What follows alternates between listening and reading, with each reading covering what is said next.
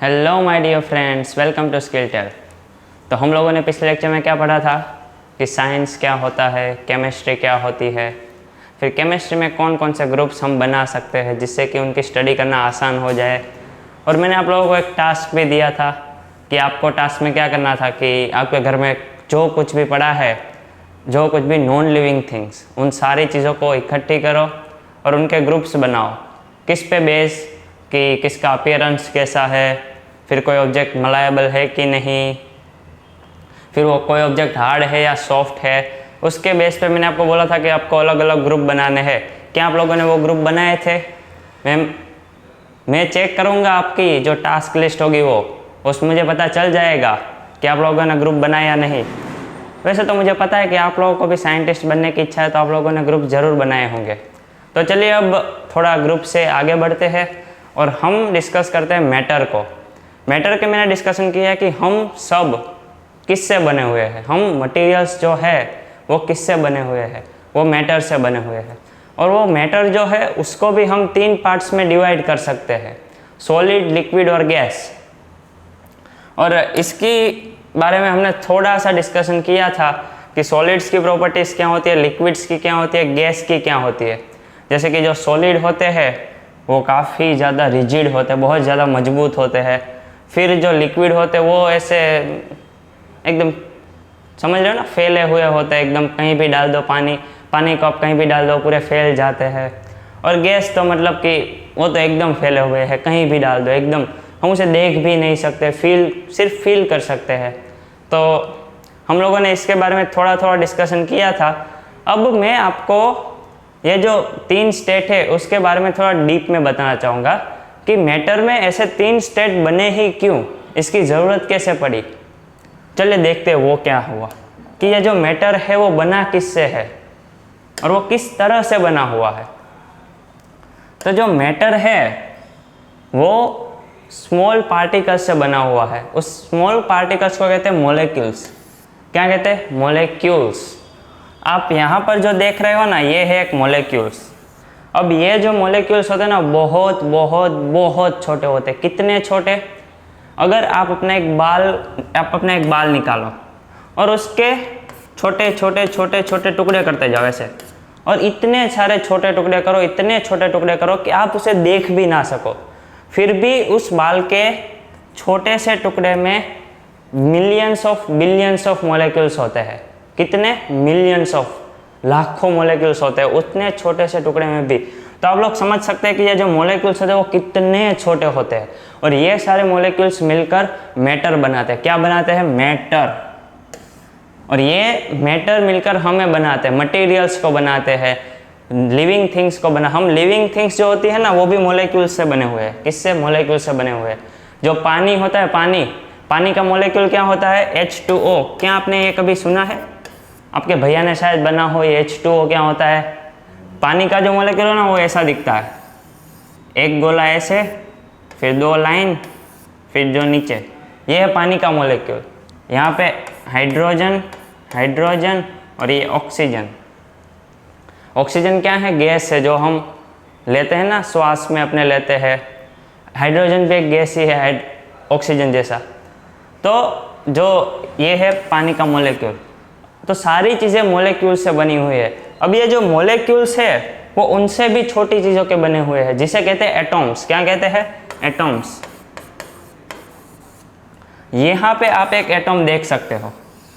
अभी आपको ये समझने की ज़रूरत नहीं है कि ये एटॉम क्या होते हैं, मोलेक्यूल्स क्या होते हैं, बट आप लोग इतना याद रखो कि जो मैटर होता है वो मोलेक्यूल्स से बना हुआ है और जो मोलेक्यूल्स है वो एटॉम्स से बने हुए हैं। और ये एटॉम्स बहुत छोटे होते हैं, बहुत, हम उसको देख नहीं सकते, अपनी आंखों से देख भी नहीं सकते, इतने छोटे होते हैं ये एटॉम्स। अब यहाँ पे एक एटॉम है, यहाँ पे एक एटॉम है, यहाँ पे एक एटॉम है, तो ये 3 एटॉम ऐसे, फिर यहाँ पर भी एक एटॉम है, यहाँ पर भी एक एटॉम है, और इस तरह से कुछ स्ट्रक्चर बनता है और ये पूरा मोलेक्यूल बनता है। अब ये पहले चलो निकाल देते हैं। अब ये जो मोलेक्यूल्स होते हैं वो सारे कुछ स्ट्रक्चर बनाते हैं, ऐसे अरेंजमेंट करते हैं और उससे एक स्ट्रक्चर बनता है, और वो जो स्ट्रक्चर बनता है उससे मैटर बनता है। अब सॉलिड जो होता है, चलो पहले सॉलिड का एग्जांपल ले लेते हैं। सॉलिड में क्या होता है कि एक मॉलिक्यूल्स यहाँ है, फिर दूसरा मॉलिक्यूल यहाँ है, फिर तीसरा मॉलिक्यूल यहाँ है, फिर इस तरह यहाँ पर भी बहुत सारे मॉलिक्यूल्स, यहाँ पर भी बहुत सारे मॉलिक्यूल्स और नीचे भी बहुत सारे मॉलिक्यूल्स। सॉलिड इस तरह से बना हुआ है कि उनके मॉलिक्यूल्स के बीच में जगह ही नहीं होती, एकदम चिपक चिपक कर बैठे। देखो सारे मॉलिक्यूल्स। आप एग्जांपल ले लो कि एक क्लास में 10 बेंच है, एक क्लासरूम में 10 बेंच है और एक बेंच में 3 लोग मैक्सिमम बैठ सकते हैं। अगर मैं 30 बच्चे 30 स्टूडेंट्स को भेज दूँ, 30 स्टूडेंट्स को अगर क्लास में भेज दूँ तो पूरा क्लास भर जाएगा। सारी की सारी बेंच पे 3-3 बच्चे बैठ जाएंगे तो क्लासरूम पूरा भर जाएगा। आप उसे कहते हैं सॉलिड, आप उसे कह सकते हैं सॉलिड। क्यों? क्योंकि जो सारी अवेलेबल स्पेस थी, मतलब कि जितनी भी जगह अवेलेबल थी हमारे पास, वो सारी जगह हमने स्टूडेंट से पैक कर दी। तो सॉलिड्स में भी वही होता है, जितनी जगह अवेलेबल होती है वो सारी जगह पे हम मॉलिक्यूल्स डाल देते हैं इस तरह से चिपक चिपक कर। तो सारे मॉलिक्यूल्स ऐसे एकदम भीड़ में बैठे हुए हैं, उनके पास बिल्कुल भी जगह नहीं होती। तो इसलिए मॉलिक्यूल्स इतने नज़दीक है तो काफ़ी भरा हुआ स्ट्रक्चर बनता है, एकदम कहते हैं ना डेंस, जिसे कहते हैं डेंस, ऐसा स्ट्रक्चर बनता है। इसलिए सॉलिड्स के मॉलिक्यूल्स के बीच में जगह भी नहीं होती और इसी वजह से सॉलिड्स काफ़ी रिजिड होते हैं। रिजिड मतलब कि क्या? बहुत ही ज़्यादा मजबूत, आप उसको दबा नहीं सकते। क्यों? क्योंकि उनके बीच में जगह ही नहीं है भाई। आप कैसे दबाओगे किसी सॉलिड को? ये पेन है, मैं इसे दबा नहीं सकता। क्यों? क्योंकि इसके मॉलिक्यूल्स के बीच में जगह ही नहीं है कि वो और नज़दीक जा सके। अगर आप उसे ज़्यादा ज़ोर से दबाने को ट्राई करोगे तो फिर वो टूट जाएगा, पूरा स्ट्रक्चर ही टूट जाएगा और पेन टूट जाएगी, ऐसा हो सकता है। तो सॉलिड्स काफ़ी रिजिड होते हैं। उसका रीज़न ये है कि मॉलिक्यूल्स एक स्ट्रक्चर बनाते हैं और वो स्ट्रक्चर काफ़ी पैक हुआ होता है, काफ़ी भीड़ वाला होता है, काफ़ी डेंस होता है। फिर लिक्विड्स की बात करते हैं। अब लिक्विड्स में क्या होता है?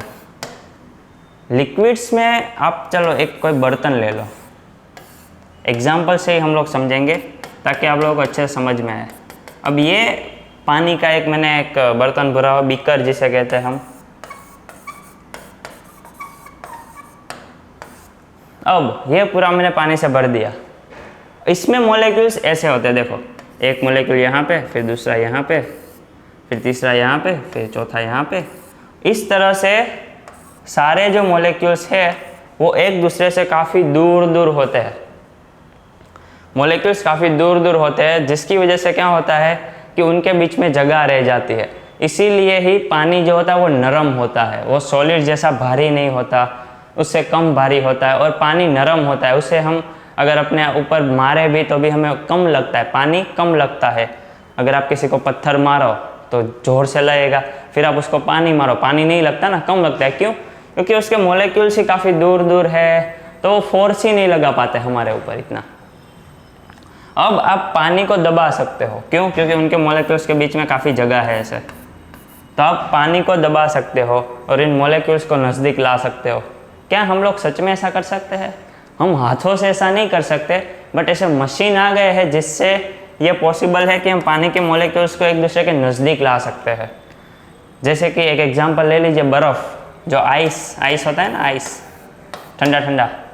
आइस में क्या होता है? आइस किससे बनता है? पानी से बनता है। तो आइस में क्या होता है कि पानी के जो मॉलिक्यूल्स हैं ना वो एक दूसरे के एकदम नज़दीक आ जाते हैं, इसलिए वो सॉलिड बन जाता है। बट वो काफ़ी नीचे तापमान पे होता है, लो टेम्परेचर पे होता है। तो आप लोग समझ गए कि लिक्विड्स जो होते हैं वो इतने फैले हुए क्यों होते हैं? क्योंकि उनके मॉलिक्यूल्स काफ़ी दूर दूर होते हैं। समझ रहे हैं आप बात? अब एयर में क्या होता है? एयर में क्या होता है कि अगर मैं कोई एक रूम ले लूँ, ऐसे एकदम स्क्वायर टाइप एक रूम ले लूँ, या फिर एक कंटेनर ले लूँ स्क्वायर टाइप का, क्यूब शेप में, तो उसमें मॉलिक्यूल्स देखो ऐसे होते, 1 2 3 4 5, मतलब कि मॉलिक्यूल्स एक दूसरे से बहुत ज़्यादा दूर है, उनके बीच में कुछ लेना देना ही नहीं। मतलब इसको इसके साथ कुछ लेना देना नहीं है, इसको इसके साथ कुछ लेना देना नहीं है। सॉलिड में क्या था कि सारे मॉलिक्यूल्स एक दूसरे के साथ ऐसे दोस्त बनकर घूम रहे हैं, आजा भाई आजा, तू भी आजा, ऐसे सारे एक साथ मिलकर घूम रहे हैं। फिर लिक्विड्स में क्या ऐसे दूर दूर से, ओ भाई क्या हालचाल, सही है ना, हाँ, ऐसे दूर दूर से बातें करते वो लोग, मॉलिक्यूल्स जो होते हैं वो दूर से बातें करते। और एयर में तो क्या होता है, चल निकल, तेरा कोई काम नहीं है, चल तू भी निकल। सारे मॉलिक्यूल्स के बीच में बनती ही नहीं है, वो दोस्त ही नहीं है अपने आप के। देखो ऐसे दूर दूर रहते वो, इसलिए हवा जो होती है ना वो बहुत ज़्यादा फैली हुई है और इसीलिए हमें दिखती भी नहीं है। हवा हम देख नहीं सकते, क्यों? एक तो मॉलिक्यूल्स बहुत छोटे होते हैं, ऊपर से वो मॉलिक्यूल्स काफ़ी फैले हुए हैं, तो हम इसीलिए ऐसे नहीं देख सकते हवा को। और हवा, अगर आप किसी को हवा मारो ऐसे, आप ये देखो ये मेरे हाथ में हवा है और ये देखो मैंने मारी, तो किसी को लगेगी नहीं, हवा नहीं लगती ना। अगर आप फैन जो है वो ऑन कर दो, फिर हम तेज़ हवा को फील कर सकते हैं। क्यों? क्योंकि वो बहुत सारे मॉलिक्यूल्स ऐसे फुल स्पीड में आ रहे हैं, एकदम तेज़ी से दौड़ते हुए आ रहे हैं और फिर हमको लग रहे हैं, इसलिए हमें थोड़ी हवा फील होती है। बट ऐसे नॉर्मली तो हमें हवा फील भी नहीं होती, इतनी हल्की होती है, इतनी लाइट होती है, क्योंकि उसके मॉलिक्यूल्स बहुत ज़्यादा फैले हुए होते हैं। तो आप लोगों ने ये 3 मैटर के जो स्टेट है, सॉलिड, लिक्विड और एयर, आप लोगों ने समझ लिए कि सॉलिड्स की प्रॉपर्टीज़ क्या है, लिक्विड की प्रॉपर्टीज़ क्या है और एयर की प्रॉपर्टीज़ क्या है, और उनकी ऐसी प्रॉपर्टीज़ क्यों है, उनके पीछे का रीज़न क्या है, ये भी आप लोगों ने सीख लिया। तो चलिए अब आगे बढ़ते हैं, देखते हैं कि अब हम क्या सॉलिड, लिक्विड, गैस का कुछ कर सकते हैं या नहीं। या फिर पीछे एक स्लाइड और थी, ये थी सॉलिड स्टेट, सॉरी, अरे भाई यहाँ से सॉलिड गायब हो गया है, कहाँ गया पता नहीं। चलिए खैर जाने देते हैं, सॉलिड का एक एग्जाम्पल ही था। सॉलिड के आप कुछ भी एग्जाम्पल्स दे सकते हैं। सॉलिड्स के एग्जाम्पल क्या है? रॉक्स, फिर पेन, फिर टीवी, फ़ोन, बहुत सारे एग्जाम्पल्स है। फ़ोन, ये देखो अब जाके आ रहा है, ये कहाँ था पता नहीं। तो आप लोग समझ गए कि ना कि मैं क्या एग्जाम्पल्स देना चाहता हूँ? यस, समझ गए आप लोग। फिर लिक्विड स्टेट के एग्जाम्पल क्या क्या है? एक तो है वाटर, फिर हो गए एसिड है ना आपके घर में, उसके पास बिल्कुल भी मत जाना, कभी भी नहीं। एसिड हो गया। फिर दो मुझे एग्जांपल दो। चाय होती है, टी पीते हो ना चाय सुबह सुबह, दूध, मिल्क। फिर आप समझ गए, बहुत सारी चीज़ें होती है इसमें भी। आप लोग खुद एग्जांपल ढूंढिए और लिखिए। फिर गैस के भी बहुत सारे एग्जांपल्स होते हैं, जैसे कि नॉर्मल एयर, फिर ऑक्सीजन। वैसे ये जो ऑक्सीजन होता है वो एयर का ही एक पार्ट है, तो उसको अलग लिखने की भी ज़रूरत नहीं है, बट आप कह सकते हैं कि ये एयर का एक एग्जांपल हो गया। फिर हो गया हाइड्रोजन, ऑक्सीजन, नाइट्रोजन, ये सारे गैस है। आप लोगों ने पढ़े होंगे साइंस में, वो सारे गैस फॉर्म में होते हैं। तो हम लोगों ने सॉलिड, लिक्विड और गैस तीनों के एग्जांपल्स भी देख लिए। तो चलिए अब आगे बढ़ते हैं, पीछे नहीं आगे, सॉरी। चलिए, अच्छा, अब मैंने आप लोगों को बता दिया मॉलिक्यूल्स के बारे में कि मॉलिक्यूल्स सॉलिड में काफ़ी नज़दीक होते हैं, लिक्विड्स में काफ़ी दूर दूर होते हैं और एयर में तो चलिए जाने ही देते हैं ऐसा। तो अब मॉलिक्यूल्स के स्ट्रक्चर के वजह से एक प्रॉपर्टी सामने आती है जिसे कहते हैं सॉल्युबिलिटी। उसमें क्या होता है, आप पानी ले लो, ये क्या है? पानी, वाटर। पानी में एक चम्मच लो और नमक डाल दो, फिर उसे अच्छे से मिक्स कर दो, तो आपको फिर नमक दिखेगा? नहीं दिखता, सिर्फ पानी ही दिखता है। पानी में जो नमक होता है वो पूरा ऐसे मिक्स हो जाता है। ऐसा क्यों होता है? उसमें हो क्या रहा है? तो आप लोग जब पानी में ऐसे नमक डालते हो तो क्या होता है कि नमक के जो मॉलिक्यूल्स होते हैं, मतलब कि छोटे पार्टिकल्स जो होते हैं, वो पार्टिकल्स पानी के पार्टिकल्स के बीच में जो जगह होती है वहाँ जाके बैठ जाते हैं, क्योंकि पानी के मॉलिक्यूल्स ऐसे दूर दूर होते हैं, ऐसे दूर दूर मॉलिक्यूल्स होते हैं पानी के। तो इनके बीच में ये जो जगह है ना, वहाँ पे नमक के मॉलिक्यूल्स जाके बैठ जाते हैं ऐसे। तो ये जो नमक है, अब उसको चलो ना अलग कलर से ड्रॉ कर देते हैं, ब्लू। पानी के मॉलिक्यूल्स को ब्लू रखता हूँ मैं और नमक के मॉलिक्यूल्स को ब्लैक। अब जो नमक के मॉलिक्यूल्स है, now they are also part of water, क्योंकि अब वो वाटर में अच्छे से मिक्स हो गए हैं। आप उन दोनों को सेपरेट नहीं कर सकते देख के, तो ऐसा हो रहा है। तो जो पानी है वो क्या हुआ, सॉल्वेंट हुआ। उसे क्या कहते हैं, सॉल्वेंट। उसे सॉल्वेंट क्यों कहते हैं, क्योंकि उसमें नमक डिजोल्व हो रहा है। ऐसा नहीं है कि सिर्फ नमक ही डिजोल्व होता है, पानी में तो आप शुगर डालो तो शुगर भी डिजोल्व हो जाएगी, फिर आप नींबू का पानी डालो तो वो भी डिजोल्व हो जाएगा, फिर अब एक पानी में दूसरा पानी डालो बाहर से कहीं लेकर आओ तो वो भी डिजोल्व हो जाएगा, वो भी मिक्स हो जाता है। तो पानी में सब कुछ मिक्स हो जाता है, और इस वाटर की इसी प्रॉपर्टी की वजह से उसको बोलते हैं यूनिवर्सल सॉल्वेंट। यूनिवर्सल सॉल्वेंट का मतलब क्या हुआ कि बहुत सारी चीज़ें, बहुत सारे सब्सटेंसेस मतलब कि चीज़ें, बहुत सारे सब्सटेंसेस पानी में मिक्स हो जाते हैं, एकदम आराम से डिजोल्व हो जाता है। क्या हो जाता है, डिजोल्व, सॉरी ये ऐसा होता है, डिजोल्व हो जाते हैं। ये मिटा ही देता हूँ मैं।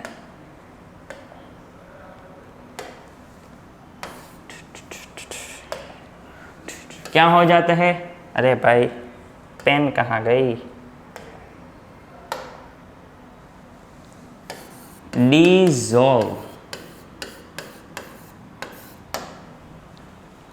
पानी में सारी चीज़ें डिजोल्व हो जाती है, इसी वजह से पानी को यूनिवर्सल सॉल्वेंट भी बोला जाता है। ये दवाई मैंने डाली है तो दवाई भी डिजोल्व हो जाती है। क्या कभी आपने ऐसे दवाई पी है, मत पीना, बहुत ज़्यादा कड़वी लगती है। इसके अच्छा है तो डायरेक्ट ही निगल जाओ, वो ज़्यादा अच्छा है। तो पानी को क्या कहते हैं, सॉल्वेंट, और उसे यूनिवर्सल सॉल्वेंट भी कहते हैं। ऐसे बहुत सारे लिक्विड्स है जो सॉल्वेंट होते हैं। अच्छा, पानी में अगर तेल डालो तो तेल मिक्स होता है, आपने कभी ट्राई किया, देखा है? नहीं होता। तेल जो होता है ना वो पानी के ऊपर ऐसे फ्लोट करता है। ये जो पानी होता है ना उसके ऊपर जो तेल होता है ना वो ऐसे फ्लोट करता है, ऐसे आप देखना गोल गोल होता है, दिखता है, आप उसे प्योर देख सकते हो कि ये अच्छा ये तेल है, अलग ही है, वो घूमता है अलग। तेल जो है वो पानी में डिजोल्व नहीं होता। अब तेल पानी में डिजोल्व क्यों नहीं होता ना, उसका रीज़न हम थोड़ी देर में ज़रूर देखेंगे। उसके पीछे का रीज़न भी काफ़ी अच्छा है। तो वाटर के मॉलिक्यूल्स जो है काफ़ी दूर दूर होते हैं, और उसकी वजह से हम लोग उसमें दूसरी चीज़ें डाल सकते हैं, और उसके मॉलिक्यूल्स पानी के मॉलिक्यूल्स के बीच में जो जगह होती है उनके बीच में जाकर बैठ जाते हैं, और उससे पूरा हम सॉल्यूशन बनाते हैं, नया सॉल्यूशन बनता है। अब ये जो चीज़ बनी, पानी में हमने नमक डाला और फिर जाके जो लिक्विड बनता है उसे कहते हैं सॉल्यूशन। क्या कहते हैं, सॉल्यूशन। केमिस्ट्री के लैंग्वेज में उसे कहते हैं केमिकल सॉल्यूशन। क्या कहते हैं उसे, केमिकल सॉल्यूशन। क्यों, क्योंकि जो पानी में हमने नमक डाला तो वो एक तरह का केमिकल बन गया। वैसे पानी खुद एक केमिकल है, फिर उसमें हमने नमक डाला तो वो एक नया केमिकल बन गया, तो केमिकल सॉल्यूशन। तो आप लोग समझ गए कि सॉल्युबिलिटी क्या होती है। सॉल्युबिलिटी का मतलब होती है कि कोई भी चीज़ कितनी डिजोल्व हो रही है उसे कहते हैं सॉल्युबिलिटी, और जो चीज़ डिजोल्व हो रही है उसे कहते हैं soluble substance. Soluble substance, substance जो वर्ड है ना वो केमिस्ट्री में यूज़ होता है कोई भी चीज़ के लिए, उसे केमिस्ट्री में स्पेसिफिक एक नेम दिया जाता है जिसे कहते हैं सब्सटेंस। लिख ही देता हूँ मैं, सब्सटेंस।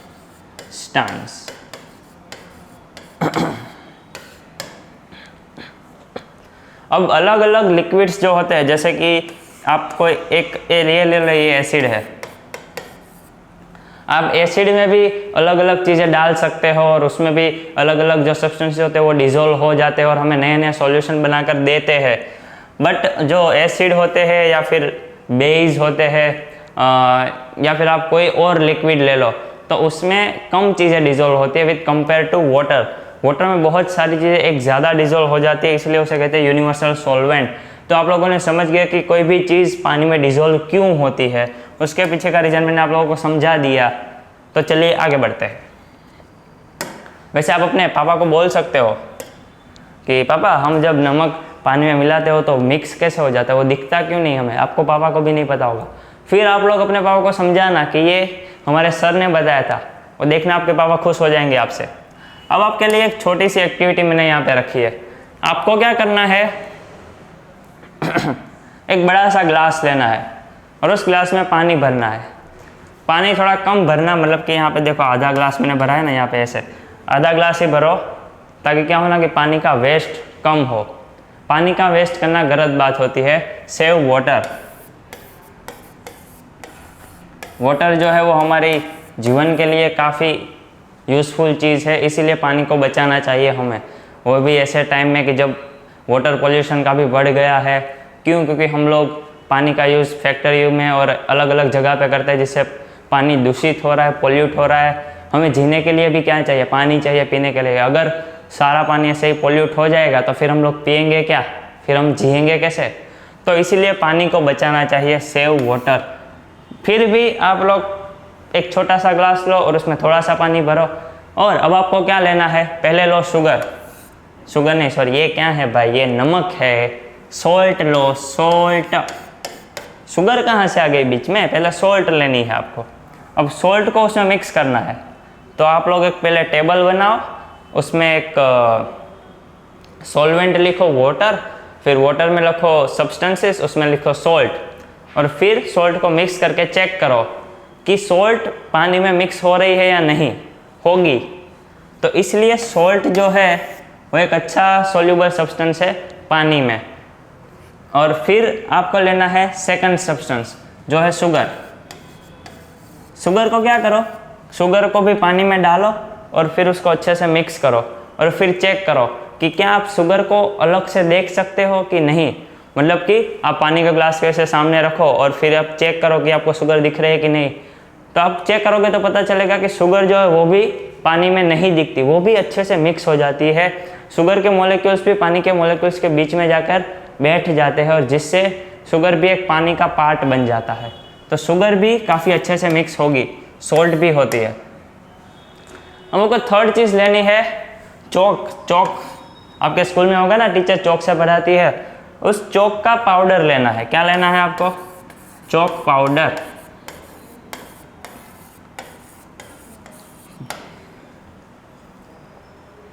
चॉक पाउडर को पानी में डालो। चॉक पाउडर को पानी में डालो, अच्छे से मिक्स कर दो, काफ़ी अच्छे से मिक्स करो, और फिर देखो कि क्या चॉक पाउडर भी शुगर और सॉल्ट की तरह पानी में मिक्स हो रहा है कि नहीं। और आप जब आप उसको मिक्स करके देखोगे तो पता चलेगा कि जो चॉक पाउडर है वो पानी में मिक्स नहीं होता है। चॉक पाउडर के जो पार्टिकल्स होते हैं वो एकदम अलग अलग घूम रहे होते हैं और पानी में नीचे जाकर बैठ जाते हैं। चॉक पाउडर पानी में मिक्स नहीं होता है, मतलब कि ये अच्छा सोल्यूबल सब्सटेंस नहीं है पानी के लिए, ये नहीं चलेगा भाई। फिर आपको लेना है सैंड। ये क्या है भाई? ये है सैंड कैसल। आपको बनाना नहीं है, बट आपको लेनी है थोड़ी सी सैंड। आपके घर के बाहर तो ऐसे धूल मिट्टी पड़ी होगी ना, तो ऐसी थोड़ी सी धूल मिट्टी ले लो और फिर पानी के ग्लास में डालो और फिर उसको अच्छे से मिक्स करो, और फिर देखो कि क्या जो सैंड के पार्टिकल्स है वो पानी में मिक्स हो रहे हैं या नहीं। तो आप लोग देखोगे तो आपको पता चलेगा कि जो सैंड के पार्टिकल्स होते हैं वो भी पानी में मिक्स नहीं होते हैं, वो भी ऐसे नीचे आकर बॉटम पे आकर बैठ जाते हैं। जब इस तरह से ऐसे यहाँ पर बॉटम्स पे वो पार्टिकल्स बैठ जाते हैं। चलो इसका कुछ अलग ही कलर कर देते हैं, ग्रीन, ब्लैक। इस तरह से ये जो सैंड होती है उसके पार्टिकल्स, फिर ये चॉक पाउडर के पार्टिकल्स वो नीचे बैठ जाते हैं बॉटम पे, वो पानी में मिक्स नहीं होता है। मतलब कि सैंड जो है वो भी अच्छा सॉल्युबल सब्सटेंस नहीं है पानी के लिए। ये क्या है? पानी, सॉल्वेंट। सॉल्ट जो होता है वो सॉल्यूशन बनाता है, यस। शुगर जो होती है वो भी सॉल्यूशन बनाती है, यस।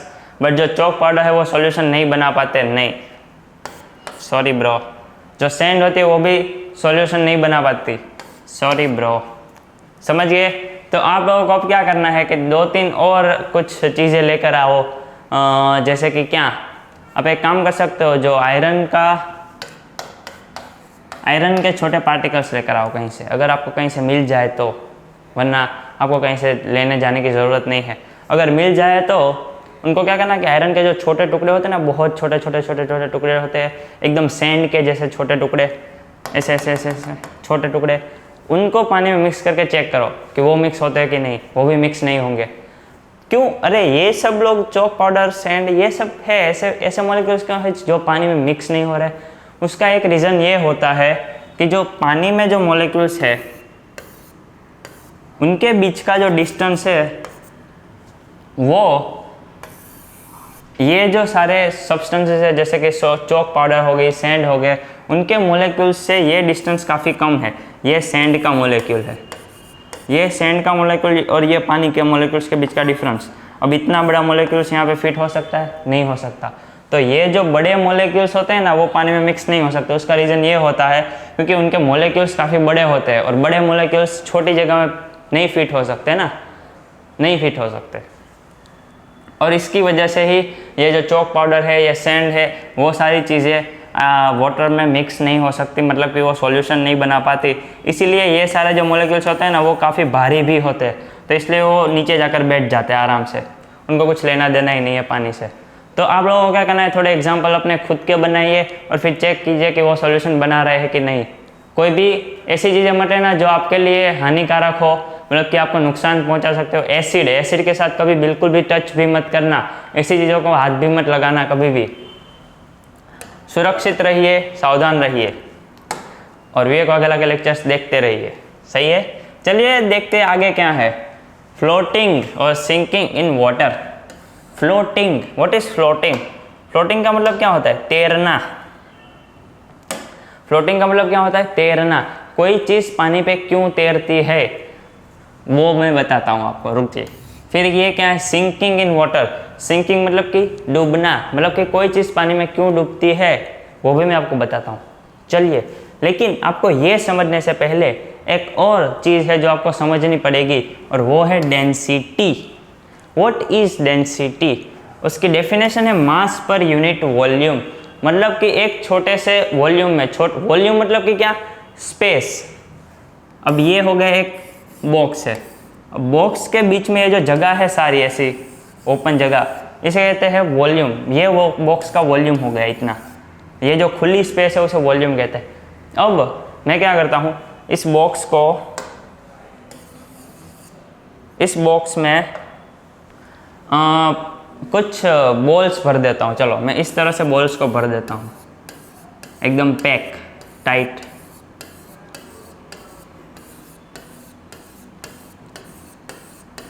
समझ गए आप लोग?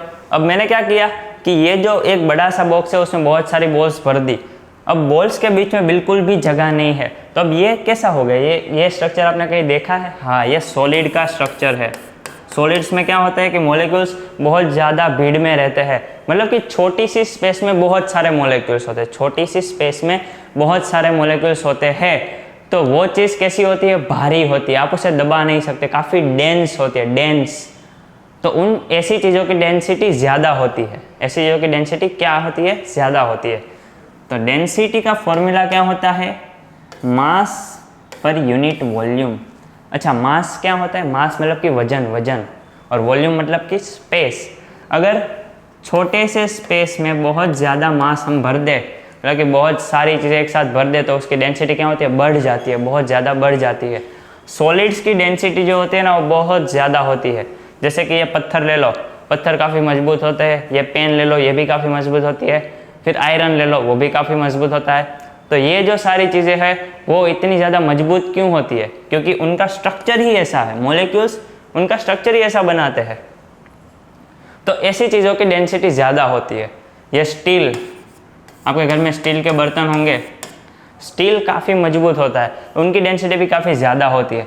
अगर ऐसी ज़्यादा डेंसिटी वाली चीज़ों को आप पानी में डालोगे, ऐसी ज़्यादा डेंसिटी वाली चीज़ों को आप पानी में डालोगे तो वो क्या करेंगे? डूब जाएंगे। जैसे कि ये जो बड़ा सा शिप मैंने डाला पानी में, वो डूब गया। क्यों? क्योंकि शिप की जो डेंसिटी थी वो बहुत ज़्यादा थी। पानी में क्या होता है कि मॉलिक्यूल्स काफ़ी दूर दूर होते हैं, मॉलिक्यूल्स काफ़ी दूर दूर होते हैं, तो उनकी डेंसिटी कम होगी। क्यों? अब मैंने यहाँ पे आपको बताया बॉक्स बनाओ, अब पानी के मॉलिक्यूल्स ऐसे ऐसे हैं, तो क्या हुआ? स्पेस उतना ही रहा बट मॉलिक्यूल्स मैंने कम कर दिए, तो अब उसकी डेंसिटी क्या हो गई? कम हो गई। अगर डेंसिटी कम हो गई मतलब कि उनके मॉलिक्यूल्स के बीच में जगह काफ़ी ज़्यादा है, तो ये चीज़ काफ़ी हल्की होती है, जैसे कि ये वाटर। अब पानी की डेंसिटी काफ़ी कम होती है। अगर पानी की डेंसिटी से ज़्यादा डेंसिटी वाली कोई चीज़ लाओ, जैसे कि ये रॉक या फिर कोई मेटल मेटल की चीज़ ले लो, फिर हम इंसान खुद ले लो, अगर आप उसको पानी में डालोगे तो वो चीज़ डूब जाएगी। जब किसी भी चीज़ की डेंसिटी पानी की डेंसिटी से ज़्यादा होती है तो वो चीज़ पानी में डूब जाती है।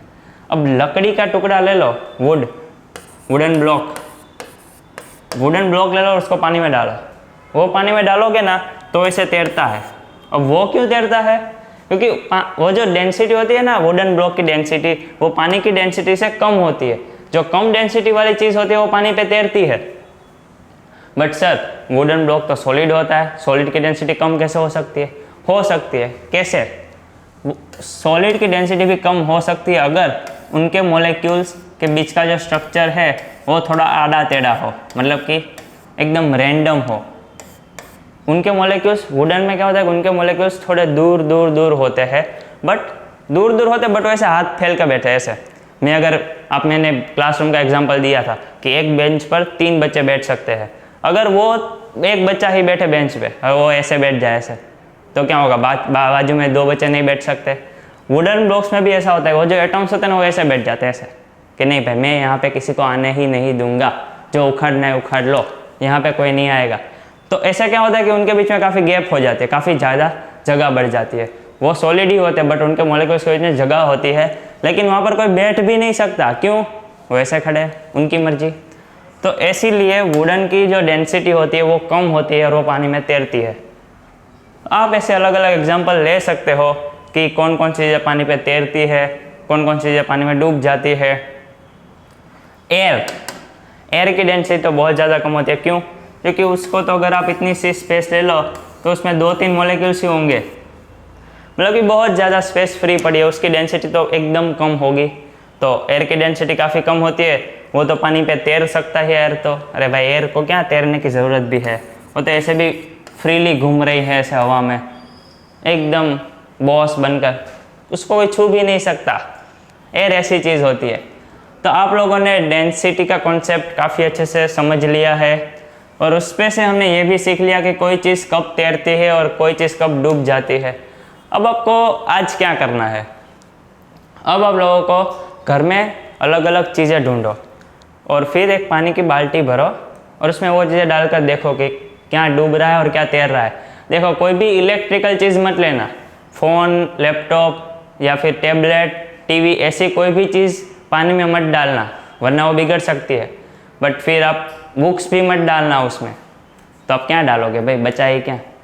बट कोई अगर लकड़े की चीज़ है, कोई वुड की कोई चीज़ है, जैसे कि कोई ब्लॉक वगैरह होगा या फिर आपका कंपास बॉक्स होगा प्लास्टिक का, या फिर पेन, पेंसिल, वो सारी चीज़ें आप लोग पानी में डालकर चेक करो कि क्या क्या डूब रहा है और क्या क्या तैर रहा है, और उन सब की एक पूरी लिस्ट बनाओ और वो लिस्ट आप लोग टास्क कार्ड में भी डालोगे। मैं आपको टास्क कार्ड भेजूंगा, उस टास्क कार्ड में ये सारी चीज़ें आपको डालनी है और नोट डाउन करनी है और फिर वो टास्क कार्ड मुझे भेजना है। तो आप लोग इतना कर सकते हो कि नहीं? क्यों नहीं सर, हम लोग कर लेंगे।